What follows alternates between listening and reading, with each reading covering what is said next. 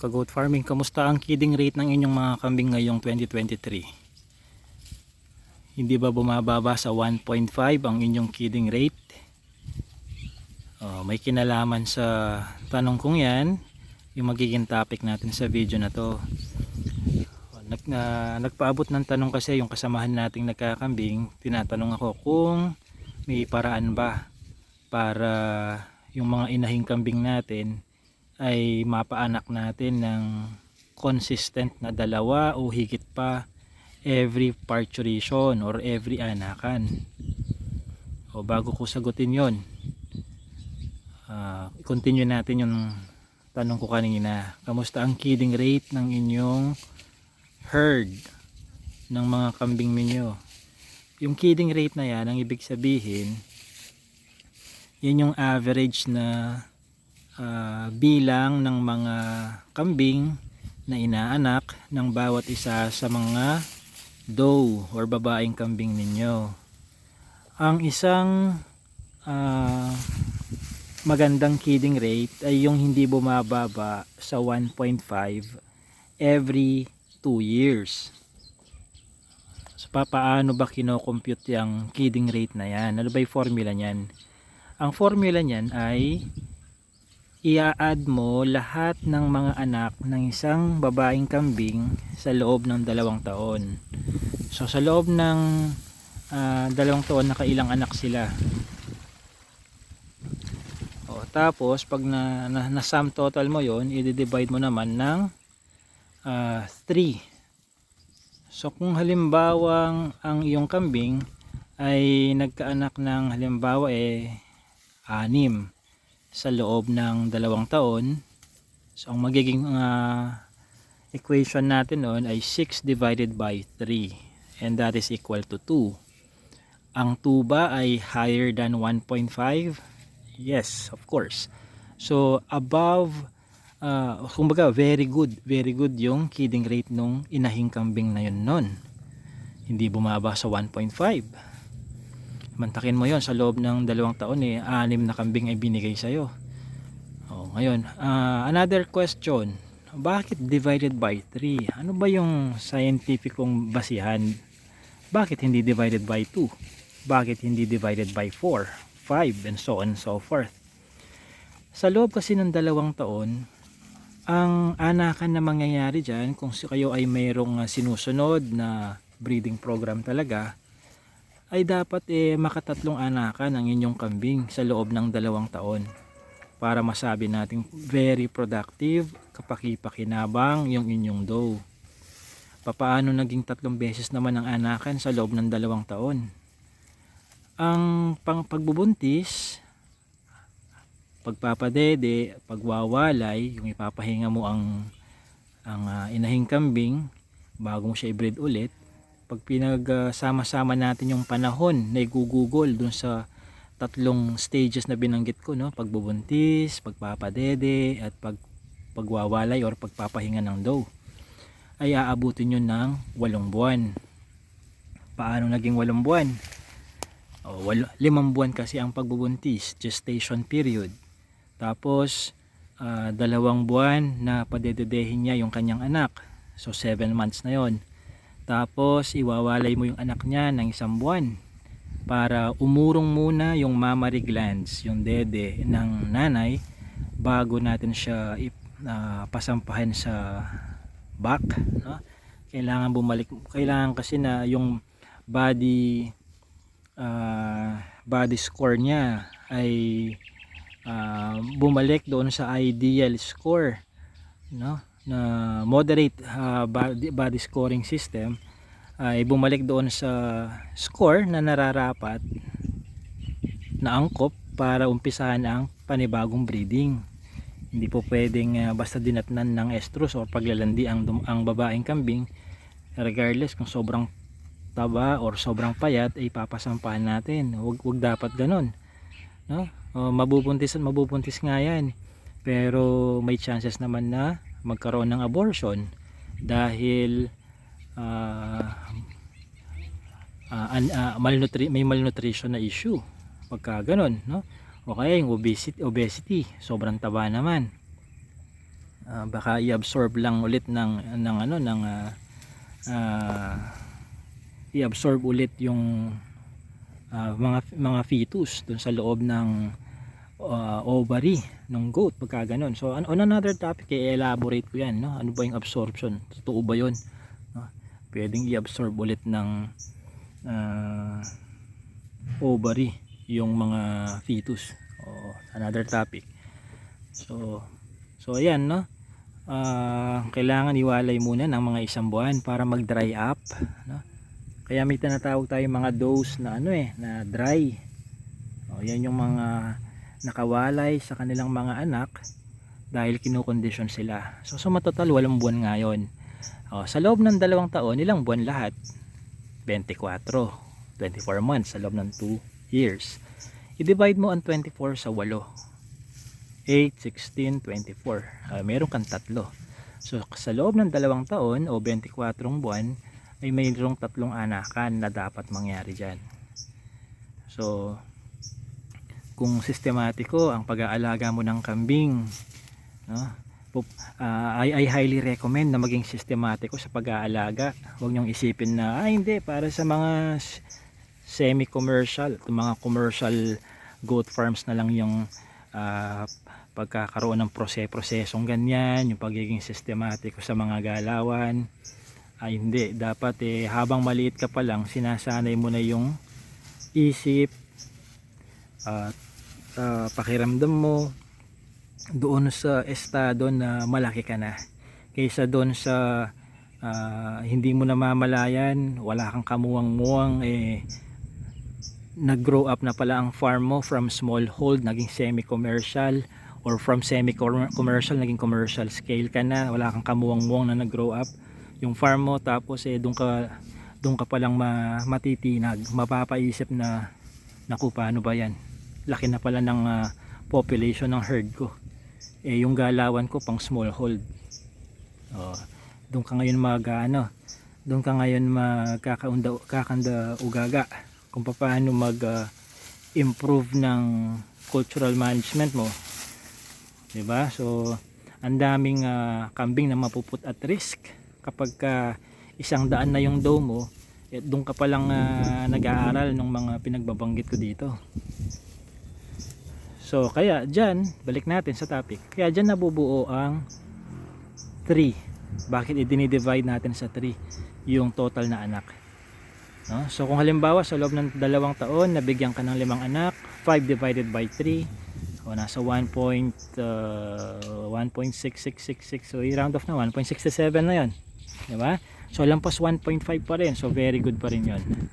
Halimbawa binigyan ka ng 6 na anak sa loob ng 2 taon, so 6 divided by 3, 2. That's better, diba? Paano kung binigyan kanya ng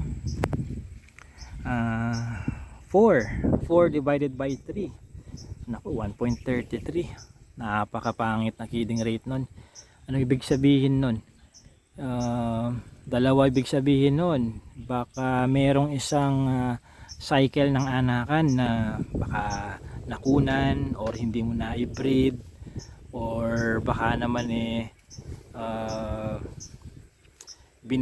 merong isang anakan or may 2 anakan na binigyan ka lang ng tigi 1 anak, no? Yun ang mas pumapangit ang kidding rate natin kapag palaging iisa lang ang anak, no? So halimbawa sa loob ng 2 taon rather, binigyan kanya ng 3 anak, so 3 divided by 3, edi 1 lang yung kidding rate, no? So in my case, as far as Alpha Adventure Farms practices are concerned, kapag merong isang anakan na iisa lang ang binigay na anak sa akin ng kambing, ina-analyze na yun. Lahat ng mga factors na posible nag-contribute kung bakit iisa lang ang naging anak ay inaaral ko ako mismo, hindi ko pinapaaral sa tauhan, ako mismo.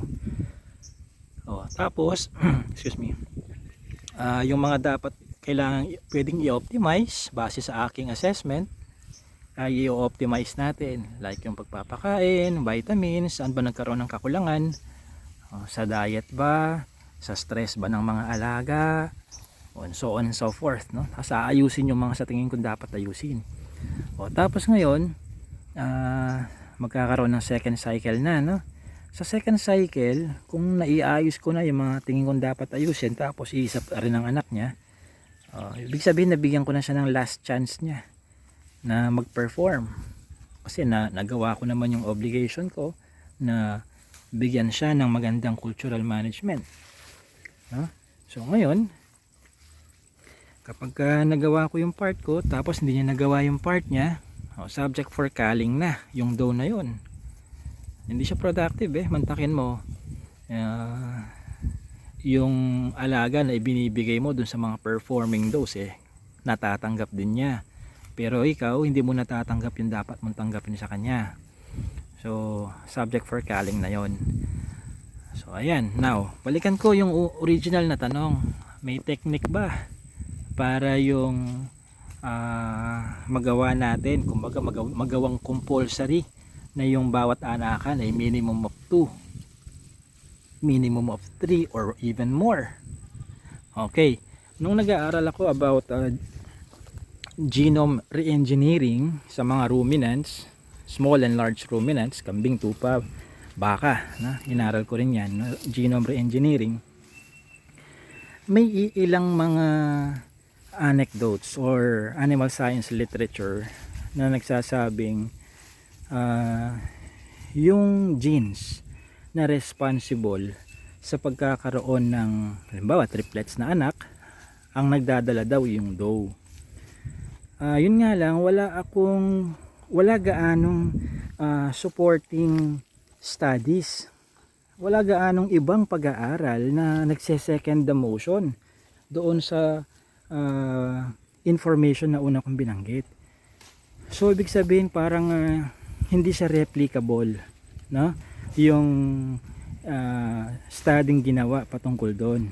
Kaya naman hindi ko siya masyadong binibigyang diin, yung isang animal literature na nabasa kong yon. Sinashare ko lang pero hindi ko binibigyang diin. Now,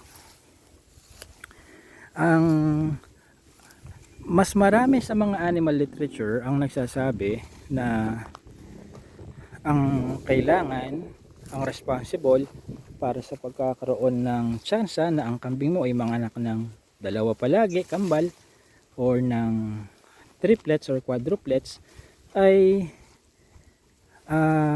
tulungan niya ng maraming factors, kagaya ng dapat tamang nutrisyon ng iyong kambing, tamang nutrition, tamang dami ng pagkain, tamang klase ng pagkain, at saka hindi siya dapat nagkakasakit, hindi dapat stressful ang kanyang environment.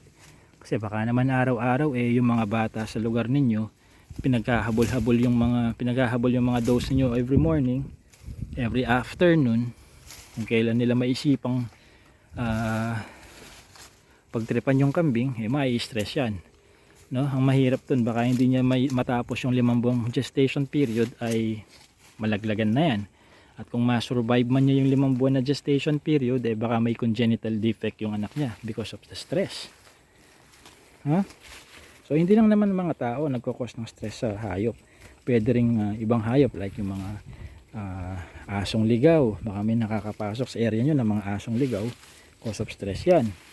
Habol-habulin yung mga kambing ninyo. So yung genes, isa rin yan, no? Meron akong napag-aralan na ang chances na magkaroon ka na palagi ng kambal o triplets na anak na kambing, yung doe mo, no, ay nakasalalay din daw sa genes or sa breed rather, no? Ayon dun sa napag-aralan ko, yung breed ng Boer, no, breed ng Boer ay kilala bilang breed ng goat na may record for producing most often ay kambal, twins, no? Twins na anak, no? In my experience sa Alpha Adventures, itong Anglo-Nubian na to, tsaka itong Red Boer na yan, ay binigyan kami consistently for the past 2 years ng twins. There were a few instances na may mga doe kami na nalahian ng dalawang yan na 3 ang anak. Okay? So ngayon, di nabanggit ko na sa inyo yung mga factors na nagiging responsible para ma-influence natin yung chances na magkaroon ng kambal or triplets na anak ang kambing. Panghuli siguro is yung scientifically speaking, nakadepende kasi yung kung ilan ang magiging fetus niyan ay dun sa ilan ang eggs na ilalabas, egg cell, no? Ilan ang egg cell na ilalabas ng doe kapag siya ay minount or brinid na, sinampahan na ng buck. So kahit na nasa top condition pa ang iyong buck, kung yung doe mo naman ay wala sa magandang kondisyon, no, ng pangangatawan, ay baka isang egg cell lang ang ilabas niyan kapag minount na siya ng buck. Kapag nangyari yun, edi isa lang ang fetus niyan. So isa pa yun na.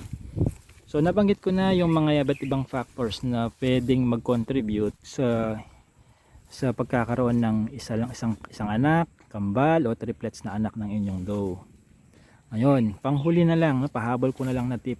Maganda ba na para sa akin ba maganda ba na triplets ang anak ng inyong doe? Well, para sa akin mas maganda kung dadalawa lang. Kasi dadalawa lang naman ang daddy ng doe. Di naman yan 3, di naman yan 4, dalawa lang. So kung 3 ang dumedede sa kanya, merong isa na mapag-iwanan. Kasi survival of the strongest, survival of the fittest yan pag dumede. Isang dedede yung ikatlo, no? So kung hindi siya alpha, sisiga-siga, o kung hindi mo babantay, hindi ka ikaw na may-ari, yung caretaker mo halimbawa ay hindi rin hands-on, walang pakialam kung dumedi ba yung ikatlong anak or what, chances are magiging stunted yon, bansot, no? So ay obligado ka pa ngayon na magpadedi sa tsupon, diba?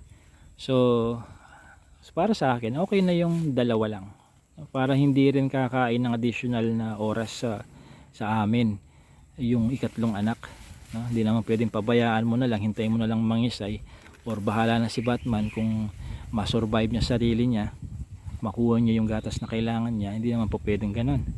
Napaka-irresponsible mo naman na may-ari or pagka ganon ang mindset mo. So ayan, no? So sana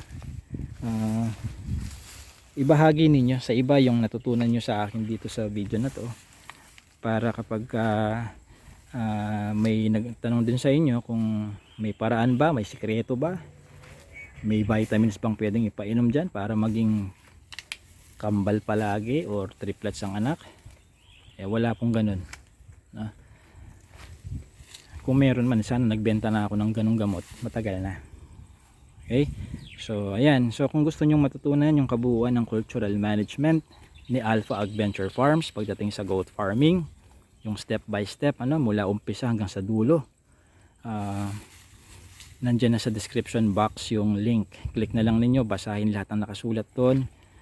Video on demand yon, yung goat farming seminar. Big sabihin, wala kayong petsang hihintayin.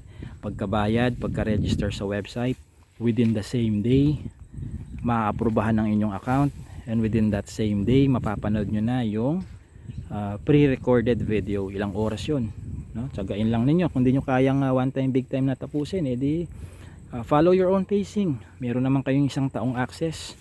Pagka-approve ng account nyo, 1 taon, 365 days nyong marireplay na marireplay hanggat gusto nyo yun. At meron din kayong 1 month na free technical support via email, kasi may follow-up question kayo panigurado. So pwede nyo akong i-email para sa inyong mga katanungan, sasagutin ko yun ng libre. Lahat ng mga follow-up consultation inquiries ninyo. Sa description box yung link, click na lang ninyo, mag-register para magka-access na kayo today. This has been JC De Guzman of Alpha Adventure Farms. Thank you.